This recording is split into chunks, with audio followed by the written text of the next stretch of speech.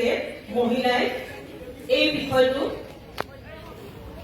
ভোগ কৰি আহিছে বা পালন কৰি আহিছে বা মানি আহিছে বা যিটো জীৱন প্ৰক্ৰিয়াত চলি আছে, এইটো এটা প্ৰক্ৰিয়া। ছোৱালীৰ, মহিলাৰ বা নাৰীৰ এইটো এটা জীৱন প্ৰক্ৰিয়া।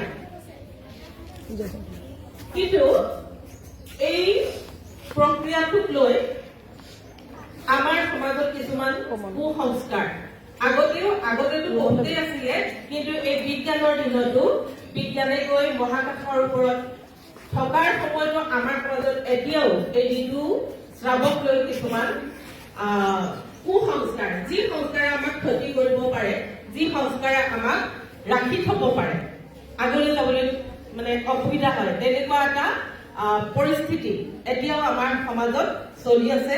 গতিকে আমাৰ ভাৰত চৰকাৰেই নহয়, বিশ্বৰ সকলো দেশেই নাৰীসকলৰ সুৰক্ষাৰ কাৰণে, নাৰীসকলৰ স্বাস্থ্য ভালে ৰখাৰ উদ্দেশ্যে এনেকুৱা এটা দিৱস উদযাপন কৰিবলৈ সিদ্ধান্ত ললে।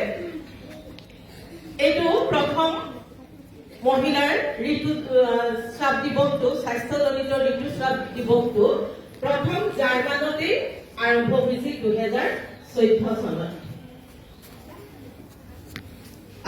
তাৰ পিছৰে পৰা প্ৰতিখন দেশেই এই দিৱসৰ তাৎপৰ্য উপলব্ধি কৰিলে আৰু মহিলাসকলৰ ছাত্ৰী বুলি নহয়, সকলো মহিলাৰে স্বাস্থ্যজনিত কাৰণত এটা সুস্বাস্থ্য পাবৰ কাৰণে, এটা সুস্বাস্থ্য লাভ কৰিবৰ কাৰণে, কিছুমান কুসংস্কাৰ আঁতৰাই পেলাবৰ কাৰণে আচলতে এই দিৱসটি উদযাপন কৰা হৈছে। এইটো এটা যিহেতু মহিলাৰ এটা বিশেষ কৰ্মদক্ষতা আছে, যিটো হয়তো পুৰুষৰ নাই।